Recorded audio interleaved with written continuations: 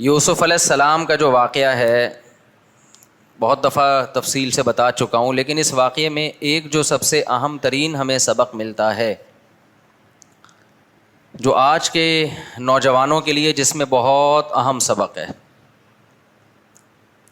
دیکھو آج ایک فتنوں کا دور ہے، مذہبی اسکالرز نے ضرورت کے نام پہ نا بہت سی حرام چیزوں کو حلال کرنا شروع کر دیا ہے، ایکچولی کر کے نا بہت سارے نئے اسکالرز آتے ہیں۔ میں جو بار بار بولتا ہوں نا چاروں فقہی مذاہب میں سے ایک کو فالو کرو، اس کا مقصد مسلک پرستی کو فروغ دینا نہیں ہے بلکہ لوگوں کو فرقہ واریت سے روکنا ہے، کیونکہ قرآن و حدیث کے نام پہ منجن اب بہت بکے گا۔ جیسے جیسے قیامت قریب آئے گی نا ہر آدمی نیا منجن لے کے آئے گا قرآن و سنت کے نام پہ۔ تو جنہوں نے اپنے آپ کو جوڑ لیا نا اہل سنت والجماعت کے مسلک سے، چاروں مذاہب اربعہ سے جوڑ لیا، وہ بچ جائیں گے، باقی نہیں بچیں گے۔ یہ میں ریٹن میں لکھ کے دینے کے لیے تیار ہوں، ان کی نسلیں برباد ہو جائیں گی چاہے وہ کسی بھی نام سے ہوں۔ تو کسی بھی نام سے ہوں، کیونکہ اللہ تعالیٰ نے صدیوں سے امت کو جو جوڑے رکھا ہے نا انہی چاروں فقہ کی برکت سے جوڑا ہے۔ لوگ یہ کہتے ہیں جب یہ فقہ نہیں تھے تو پھر کیا تھا، پھر زیادہ اختلاف تھا، تو اللہ تعالیٰ نے اس اختلاف کو سمیٹ دیا ہے۔ ائمہ کرام نے، مجتہدین نے ریسرچ کی، اور ریسرچ کرنے کی بدولت وہ اختلاف سمٹتے سمٹتے کم ہو گیا۔ اور یہ جو چاروں فقہا تھے یہ ائمہ، یہ تابعین تبع تابعین کے دور کے لوگ ہیں۔ انہوں نے صحابہ تابعین کو اپنی آنکھوں سے نمازیں پڑھتے ہوئے تبع تابعین کو دیکھا ہے اپنی آنکھوں سے، تو آج کے لوگوں کا علم ان کے لیول کا نہیں ہو سکتا۔ ایک مولانا صاحب کی میں تقریر ابھی سن رہا تھا، کسی نے مجھے بھیجی، انہوں نے کہا ہم اس کے مکلف ہیں کہ پیغمبر صلی اللہ علیہ وسلم کیا کہتے ہیں۔ تو ایک صاحب نے مجھے ان کا کلپ بھیجا، انہوں نے کہا دیکھو یہ کتنی زبردست بات کر رہے ہیں، ہم تو صرف وہ دیکھیں گے قرآن و سنت کیا کہتا ہے، ہم نہیں دیکھنے کے کہ تو کہتے ہیں میں ان عالم کو فالو کرتا ہوں۔ وہ صاحب جنہوں نے مجھے کلپ بھیجا انہوں نے کہا میں ان عالم کو فالو کرتا ہوں کیونکہ یہ صرف کس کو فالو کرتے ہیں، قرآن و سنت کو۔ میں نے کہا کمال کی بات یہ ہے کہ 15ویں صدی میں یہ قرآن و سنت کو فالو کر رہے ہیں، اس لیے آپ ان کو فالو کر رہے ہو۔ اور ابو حنیفہ اور شافعی وہ تورات اور انجیل کو فالو کرتے تھے کیا؟ وہ تابعین تبع تابعین کے دور کے لوگ تھے، ان کو آپ اس لیے فالو نہیں کر رہے کہ وہ قرآن و سنت کو فالو نہیں کرتے تھے۔ یہ کیسی عجیب و غریب بات ہے کہ وہ مجتہدین جن پر پوری امت نے اعتماد کیا ہے وہ غلط نکلے، پتہ چلا کہ وہ قرآن و سنت کو چھوڑ کے کس کو فالو کر رہے ہیں، تورات انجیل کو۔ اور 15ویں صدی کے مولوی وہ دعویٰ کر رہے ہیں ہم کس کو فالو کر رہے ہیں، قرآن و سنت کو۔ تو یہ باتیں جو ہے نا کوئی غیر مسلم جب مسلمان ہوگا نا اس کی کھوپڑی میں یہ باتیں نہیں آئیں گی، وہ کہے گا یار یہ کیا گھاس کھاتے رہے تھے اب تک بیٹھ کے، اب تک کیا کس کو فالو کر رہے تھے تم لوگ۔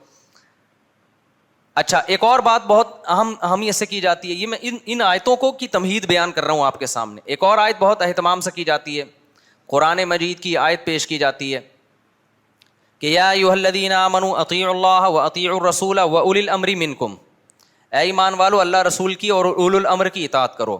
فإن رمضان کے مہینے میں انشاءاللہ ہر ایک کی دعا قبول ہوتی۔ تنازعتم، اگر تمہارا اختلاف ہو جائے، فردوہ الی اللہ والرسول، تو اس اختلاف کو کس کی طرف پھیرو، اللہ اور اس کے رسول کی طرف۔ یہ نہیں کہا کہ ابو حنیفہ کیا کہتے ہیں، شافعی کیا کہتے ہیں، مالک کیا کہتے ہیں، احمد بن حنبل کیا کہتے ہیں، اللہ رسول کیا کہتے ہیں۔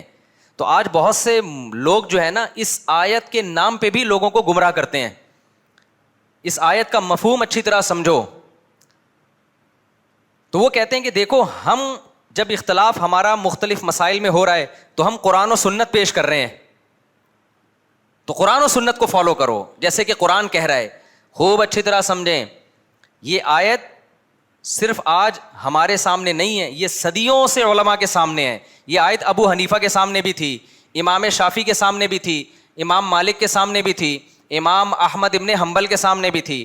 جب ان لوگوں کا مسائل میں اختلاف ہوا تو اس اختلاف کو انہوں نے اس آیت کی روشنی میں کس کی طرف پھیرا، قرآن و سنت کی طرف۔ تو قرآن و سنت کی طرف پھیرنے سے بہت سے مسائل میں اتفاق ہو گیا، وہ اجماعی مسائل بن گئے۔ جیسے اس پر اجماع ہو گیا کہ تراویح 20 رکعت سے کم نہیں ہے، 3 طلاقیں کتنی ہوتی ہیں، 3 ہوتی ہیں، مرد اور عورتوں کی نماز میں فرق ہے، عورت سمٹ کے نماز پڑھے گی، مرد سمٹ کے نماز نہیں پڑھیں گے۔ اس کی دلیل ان کے سامنے اجماع امت تھی کیونکہ اجماع کو فالو کرنے کا حکم خود قرآن دے رہا ہے. تو ان تمام چیزوں پہ ان کا اجماع ہو گیا, اور کچھ مسائل ایسے تھے جن میں ان کا اختلاف ہو گیا. تو وہ جو اختلاف ہوا ہے وہ قرآن و سنت کی طرف پھیرنے کے بعد ہوا ہے. اب اس اختلاف کو ختم کرنے کے لیے آپ دوبارہ قرآن و سنت کی طرف پھیرو گے تو قیامت تک یہی کام ہوتا رہے گا, رزلٹ کچھ بھی نہیں آئے گا. اب جب اختلاف باقی رہ گیا, اب تھوڑی پھیرا جائے گا اس کو دوبارہ. اب تو ان میں سے کسی ایک کو فالو کیا جائے گا اور دوسرے پہ طنز نہیں کیا جائے گا, کیونکہ وہ اختلاف باقی رہ گیا, وہ ختم نہیں ہو سکتا. اس کا حل یہ ہے کہ اب ان ائمہ میں سے کسی ایک کو فالو کر لیں آپ, اور دوسرے پہ طنز کرنا چھوڑ دیں. اب اختلاف باقی رہ کیوں گیا اس کو سمجھو کہ بھائی قرآن و سنت کی طرف جب پھیرا تھا تو اس کے نتیجے میں بہت سے مسائل میں جب اتفاق ہو گیا, تو جن مسائل میں اتفاق نہیں ہوا ان میں بھی تو ہو جانا چاہیے تھا نا. جب سب قرآن و حدیث کو فالو کر رہے ہیں تو اختلاف ہوا کیوں ہے, اس کو خوب اچھی طرح سمجھیں. اس لیے اختلاف ہو جاتا ہے کہ ہر مجتہد کے اپنے اصول ہوتے ہیں, وہ ان اصولوں کی روشنی میں قرآن و سنت سے مسائل کو حل کرتے ہیں. مثال کے طور پر امام شافعی کی رائے یہ ہے کہ قرآن اگر آیت ہوگی اس کے مقابلے میں اگر کوئی حدیث بھی ہوگی تو اس حدیث کو بھی اسی طرح لیا جائے گا جس طرح قرآن مجید کی آیت کو لیا جاتا ہے. اس کی میں ایک مثال دیتا ہوں. یہ ٹاپک بہت اہم ہے, اس کو ایسا پلے بٹھا لیں ورنہ زندگی بھر جو ہے نا آج کل جو منجن بک رہے ہیں نا قرآن و سنت کے نام پہ, آپ بھی کوئی منجن خریدو گے اور پھر آپ بھی فرقواریت کی رو میں بہہ جاؤ گے آپ. اور اتنے اسکالرز کے پھر اختلاف نظر آئیں گے نا آپ کو. ایک مفتی کو سنو گے نا یوٹیوب پہ, وہ کہہ رہا ہوگا میں قرآن و سنت کے نام پہ مسئلہ بتا رہا ہوں, وہ الگ مسئلہ بتائے گا. دوسرا قرآن و سنت ہی کے نام پہ الگ مسئلہ بتائے گا. تیسرا بھی لیبل قرآن و سنت کا لگائے گا, اس کا مسئلہ دوسرے سے الگ ہوگا. اتنے اختلافات سامنے آئیں گے کہ آپ کی کھوپڑی گھوم جائے گی. اور جن کی کھوپڑی نہیں گھوم رہی نا, انہوں نے ایک کو پکڑ کے بیٹھے ہوئے ہیں, وہ دوسرے کو سن نہیں رہے ہیں. لہذا وہ ایسے اندھے مقلد بنے ہوئے ہیں کہ ایک کی تحقیق کو سننا ہے, دوسرے کی تحقیق کے بارے میں کانوں میں انگلیاں ٹھوس کے بیٹھ جانا ہے. تو اس لیے ان کی کھوپڑی نہیں گھوم رہی ہے. ورنہ آپ اس زمانے کے اسکالرز کو سننا شروع کریں تو آپ کے سر میں جو بال بچے ہیں نا وہ بھی کیا ہو جائیں گے, ختم. ان میں ہر شخص اپنی دعوت دے رہا ہے, میری طرف آؤ. لیبل کیا لگا رہا ہے کہ میں ہوں جو قرآن و سنت بیان کر رہا ہوں. سمجھ میں آ رہی ہے بات کہ نہیں آ رہی؟ اب میں آپ کو جلدی سے چھوٹی سی بات کر کے آگے چلتا ہوں. ہر ایک کے اپنے اصول ہوتے ہیں. دیکھو امام شافعی رحمہ اللہ کا اپنا اصول ہے کہ قرآن اور حدیث کو وہ ایک حیثیت دیتے ہیں.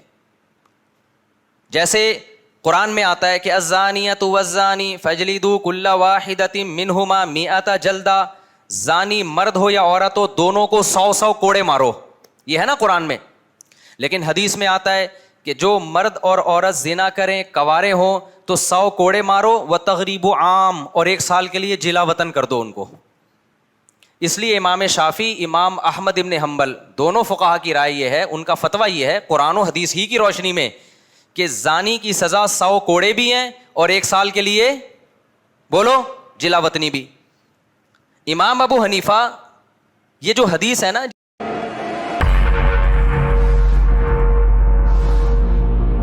اس میں آتا ہے کہ 1 سال کے لیے جلا وطنی کی جائے,